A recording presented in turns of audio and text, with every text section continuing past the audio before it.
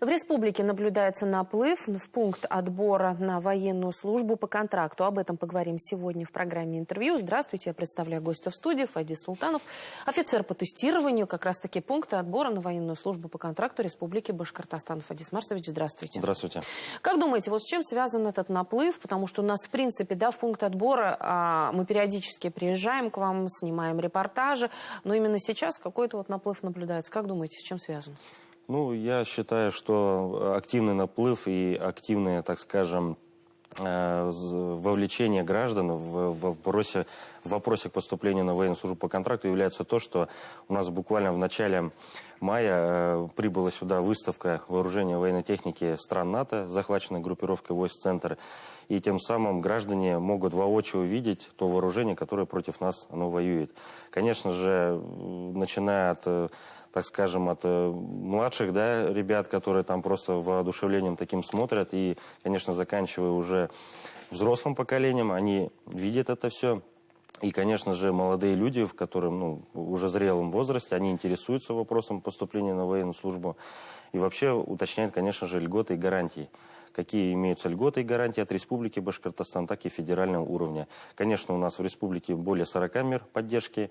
Эти меры поддержки, они активно внедряются вообще во все сферы деятельности и вообще сферы жизнедеятельности, так скажем, членов семей и вообще в целом военнослужащих, которые, допустим, уволены по категории D, негодны к военной службе. Конечно же, в настоящее время прямо идет активная заинтересованность у молодых людей, то есть это от 18 до 27 лет в среднем.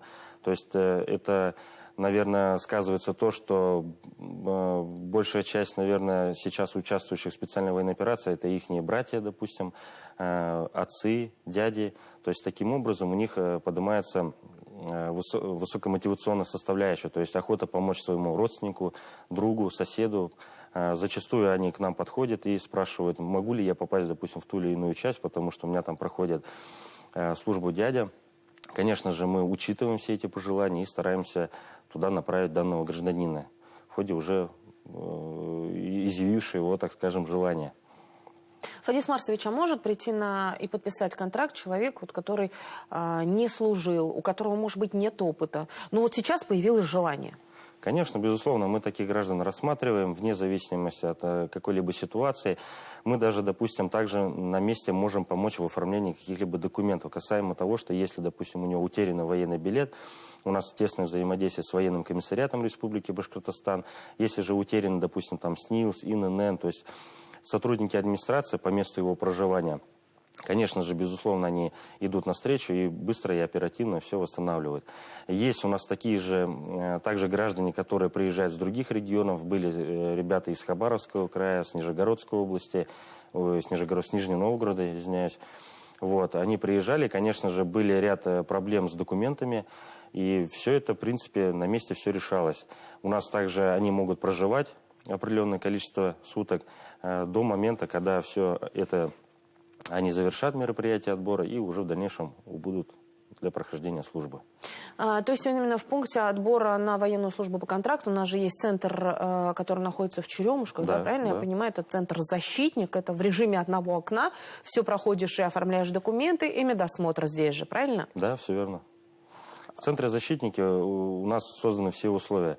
Там, как вы правильно сказали, все в режиме одного окна, то есть гражданин приехал, так скажем, с первыми необходимыми вещами, там он и остается на несколько суток, в зависимости от того, что есть у него проблемы с документом, либо нет. Самое у нас короткое время пребывания, это максимум 1,5 сутки. То есть это уже если идеально все с документами. Также у нас в центре «Защитники» имеется у нас сотрудник Федеральной службы судебных приставов, то есть на месте можно проконсультироваться, подать заявление на списание, так скажем, кредитно-финансовых задолженностей. Это у нас действует с 23 ноября прошлого года. То есть Верховный главнокомандующий президент Российской Федерации подписал изменения в федеральном законе номер 309, в котором указывается, что граждане, подписавшие контракт после 1 декабря 2024 года, могут списать до 10 миллионов рублей кредитно-финансовой задолженности. Также у нас есть там и фотограф, и парикмахер, и также имеются сотрудники администрации городского города Уфа, и ряд других, так скажем, муниципальных районов, которые могут на месте же оказать какую-либо помощь в консультации, либо вообще в целом просто поддержка, так скажем, моральная даже. Фадис Марсович, вот мы уже с вами сказали о том, что люди, которые никогда не служили, да, мужчины, могут прийти, у которых нет за плечами армии, но при этом, естественно, им нужна какая-то, наверное, подготовка физическая как минимум. Вот подразумевается ли она, вот учебная, наверное, какая-то подготовка? Да, конечно, когда у нас гражданин вообще в целом не проходил службу, но прибыл, допустим, в Центр защитники и изъявил желание, соответственно, проходить службу, в ходе прохождения мероприятия отбора у нас есть ребята, которые, так скажем, на добровольной основе, на волонтерском движении приходят в Центр защитники и проводят тактическую медицину, то есть подготовка по тактической медицине. Потому что они, соответственно, всегда спрашивают ребята, кто служил, соответственно, руки поднимают. Ну, для вас это, так скажем, для освежения памяти, да, там, для того, чтобы там навыки и умения в вас пробудить. А для тех, кто не служили, конечно же, для них это определенные новые знания. И, соответственно, они на базе уже в Центре защитник, они проводят эту подготовку. То есть занятие порядка идет около часа. И отрабатываются все как теоретические, так и практические, так скажем, мероприятия. И как бы мероприятия такого, что взять, просто унести на носилках определенную группу людей, какова это нагрузка, это нужно понять через определенные физические упражнения. Тем самым молодому человеку, либо там мужчине зрелых лет, который вот, ну, не проходил службу, для него это уже будет понятно. И он будет понимать, каково будет находиться в зоне боевых действий в случае получения либо ранения им, либо его товарищу. То есть это уже будет сразу на месте понятно ему. Еще один момент. И такое случалось, когда в нашу редакцию звонили родственники, да, и вот спрашивали, я не могу дозвониться до своего родственника, почему он не берет трубку, почему не отвечает на СМС.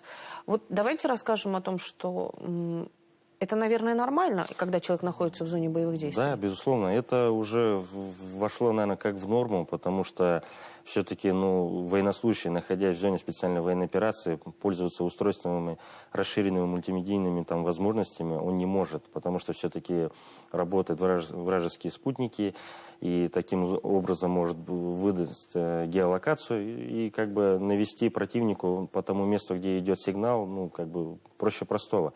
Конечно же, там мобильный телефон отключается, либо просто-навсего они сдаются определенному командиру, да, в штаб, и они хранятся там на определенное время.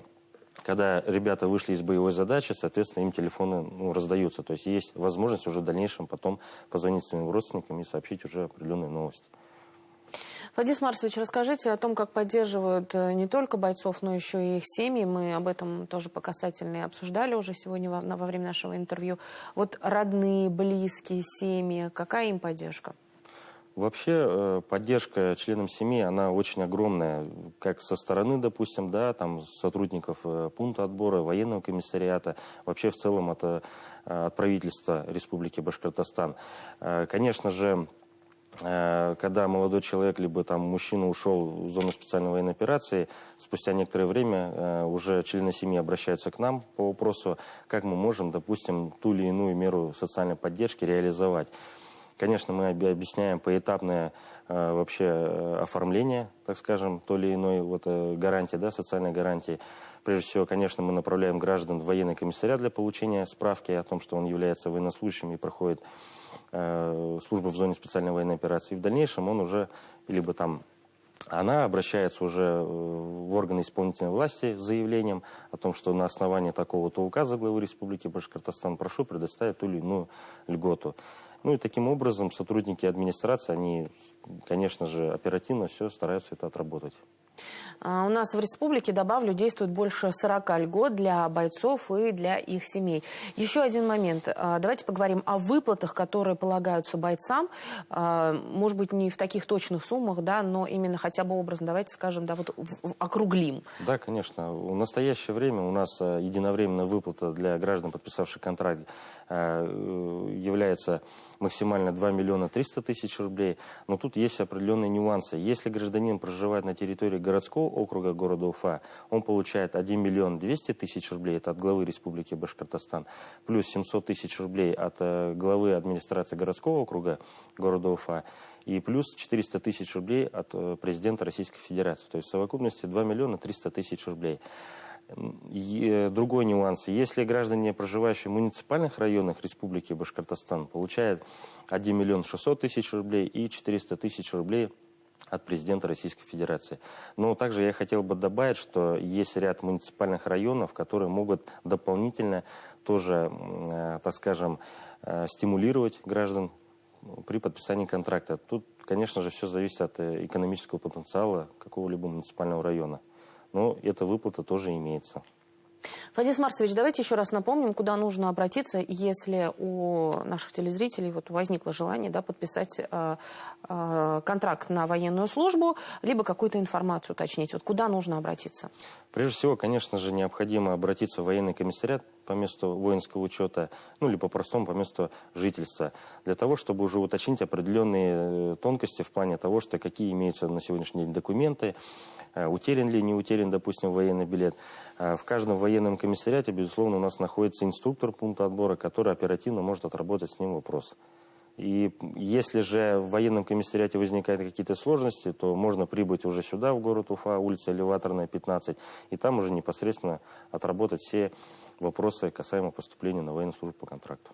Фадис Марсович, спасибо огромное, что пришли сегодня к нам в студию. Еще раз рассказали и напомнили о том, как можно подписать контракт на военную службу. Спасибо. Спасибо. Это была программа «Интервью». Спасибо, что были с нами.